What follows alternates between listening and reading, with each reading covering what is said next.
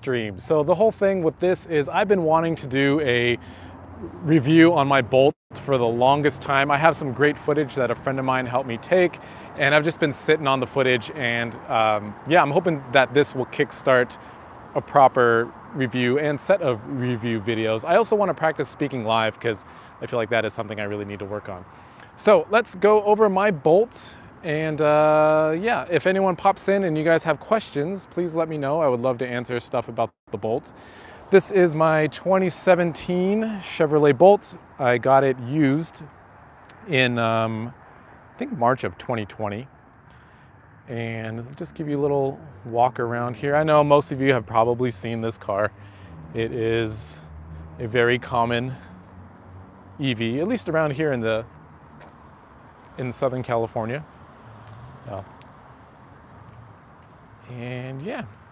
So I have the Premier package, so that means I have this utility, or the ability to put a utility rack up here. I have never had the need for it, but if I ever need more room for my drums or something, I could do that. This model also has DC fast charging, which back in the day, this was an option, an extra option that you had to pay for. So this one has DC fast charging, which I need because I live in an apartment and I can't charge where I live. This also has a 360 cam, well, not cam, but 4 cameras. So here's one camera, there we go, one camera there. There's one in the front, which this was actually cracked when I bought the car. We can talk about that later, but there's one in the front. The other one on the mirror here, same location as the other. And then back here, we have the rear camera. There's actually 2, and then there's a little washer thing, which is kind of cool. So if your cameras are dirty, it'll wash your camera. Now that I think of it, actually no, that's not a camera. I don't know what that is. Somebody, if you know what that is, let me know. It's red. It doesn't look like a camera. Okay, there's tons of room. Well, let me take that back. More room than you might think there is. If you've watched Doctor Who, this is kind of like the TARDIS. It seems like it's bigger on the inside.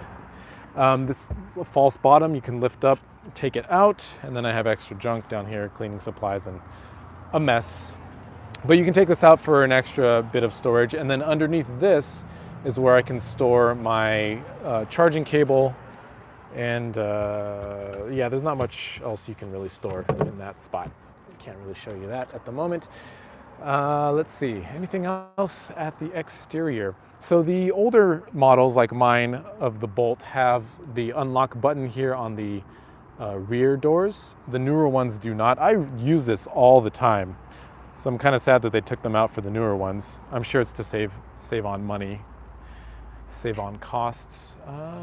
Okay, now a couple of things. So with this car, if we open the front here, this car does not have a frunk, and I'll show you what it looks like. So they have just components in there. No frunk. I wish there was just a little bit of storage, but sadly no. And then the one thing that took me a while to learn, this is super dangerous for people of my height. Let me spin this around. You can see it's at a good height to smack my head on here. Now there have been many times where I am like loading or unloading something here, and I'm just kind of not paying attention, and bam, smacked it right there. I'm a lot better these days at avoiding it, but yeah, just watch out. If you are, I don't know, maybe 5'7" or taller, these will get you, so watch out for that.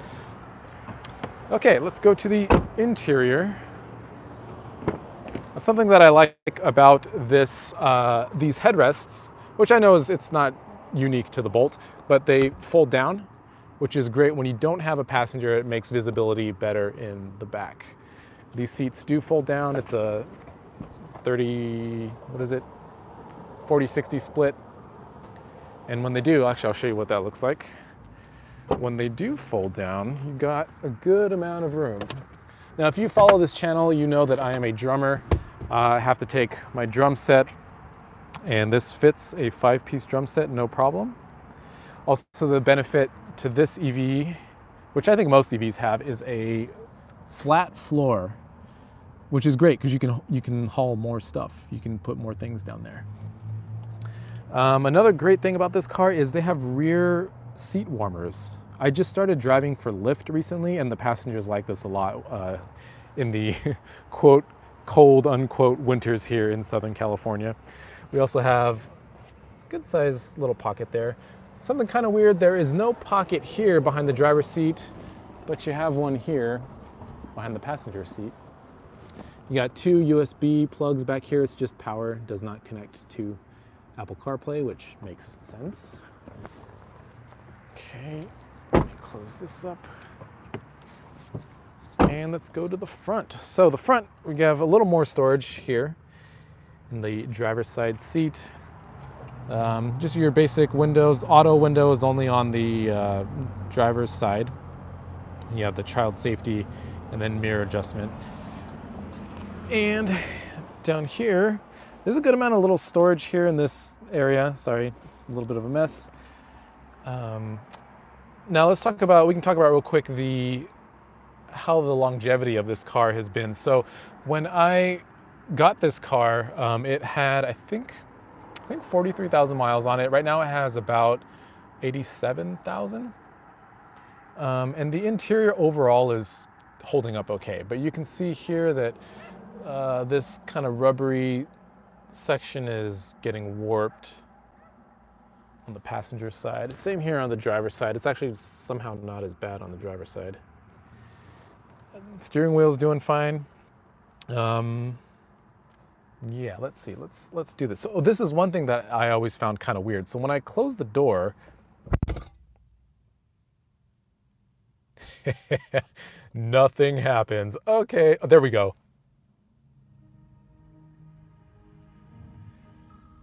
So we get this splash screen that comes on when you close the door. Now, I've had this car for 3 years. Sometimes when that comes on, I think the car turns on.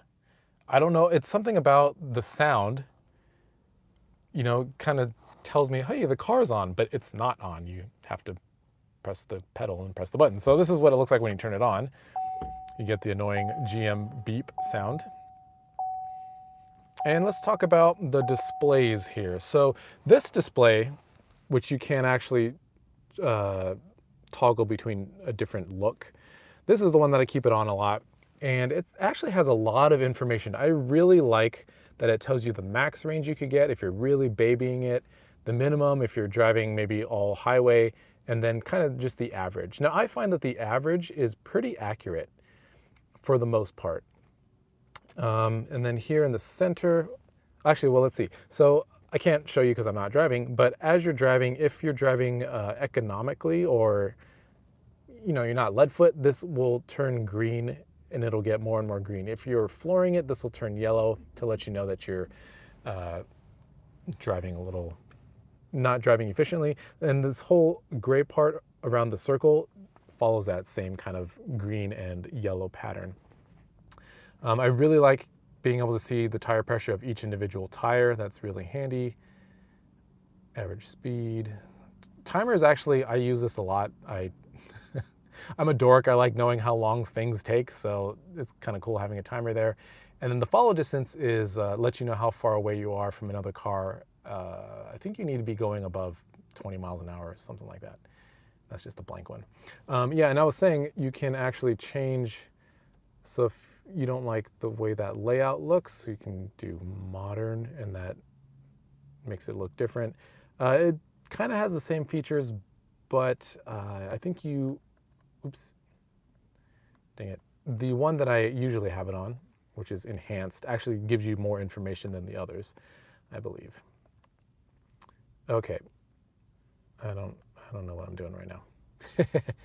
This is live. Okay, so now this screen. This is the bane of my existence. This screen has a lot of problems. So I would say I drive basically every day. And I would say in a week, that screen has a problem at least twice a week, if not more. So the things that happen are it just doesn't come on. So the screen's blank, which means if I am backing up, the cameras don't come on. Sometimes it freezes on a screen. I guess those are the two main ones. But also, the screen just in general is very slow to respond. I mean, slow by today's standards, right?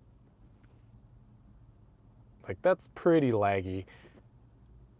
That's not too bad. It does connect to Apple CarPlay and Android Auto, which is handy.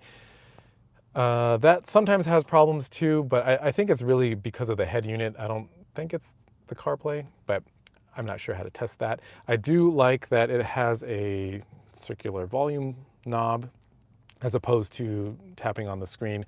The way this is laid out, I really don't like that some of the climate control, half of the climate control is here on the touch screen, and maybe not half, and then the other part is here. Now you'll see that there are dead buttons right here. This isn't anything. It would have been great if they were to put this over here, because when my screen is frozen and or not responding, I can't do anything with the climate. I mean, I can't actually just bring the fan down with the physical buttons and that will turn off whatever is going on. But that's pretty annoying. So that is something I do not like. And then here, this gives you some good information. There's some stuff like flow where it just lets you know that the battery is powering the motors or the motors are feeding the battery. I really wish this car had battery percentage. It doesn't show you anywhere. Now you can look at this and each of these little bars is, I believe, 5%. But so you can visually see around how much you have, but I would love to just be able to see in percentage how much charge I have. Okay, going down here, we have this little pocket that might be good for a cell phone. I never use this thing. I kind of forget that it's there. We have one 12-volt outlet there. And here we got the shift knob. This, I'm wondering if this is just for my car or what, but the sensitivity of this, like a lot of times I feel like I press this in all the way and it doesn't engage. I have to press twice. Every once in a while that happens with the power button too, where I press it in, I feel like it's in all the way and it doesn't engage. So I don't know if that's just me, possibly. This here is a wireless cell phone charger, which does not work with modern iPhones. I believe someone sells a kit where you can change this to make it work, but I do not care enough.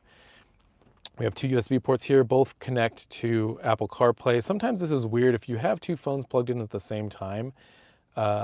In my experience, the first phone that is plugged in isn't always the one that gets up here on the Apple CarPlay portion of it. Not sure what's up with that. Yeah, you also have an auxiliary audio jack, which I have never used. This center, this thing's cool. You can extend that out, which is helpful because when it's in, my elbow doesn't reach. So yeah, that's helpful. Then in here, junk drawer, I keep this with me just to remind myself of how much fun I had the day that I got to drive a Taycan. This is always in my car. This tray here is removable and it doesn't fit well in here. If any of you are watching have a Bolt, does your tray fit? Because mine, like, look at that, that's kind of normal.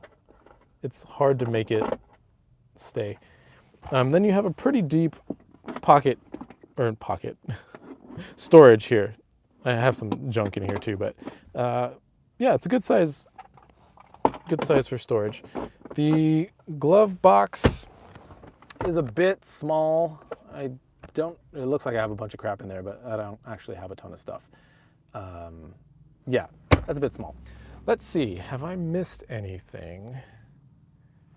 Now, if you are watching this video after the fact and you have questions about the Bolt, please let me know. I would love to do a proper review, something that is much more refined than this on this car, because this is a really good car. I rented this car in Oregon for a trip, not this car, but I rented a Bolt, and I was planning on it being crappy. Now, my very first car was an Oldsmobile Toronado Trofeo. I inherited it after my grandpa passed away, which was a GM. And there were just a ton of problems. Like, it was already, I think, 9 years old by the time I got it. At the time, the digital display that it had was all messed up. The heater would blast every once in a while. The part where the speedometer was would just turn off and on when it wanted to. So I didn't have a good image of GM. Also watching Who Killed the Electric Car, and remembering the EV1 and learning about how GM killed it, you know, just kind of left a bad taste in my mouth for GM products. But this car is way better than I was anticipating it being.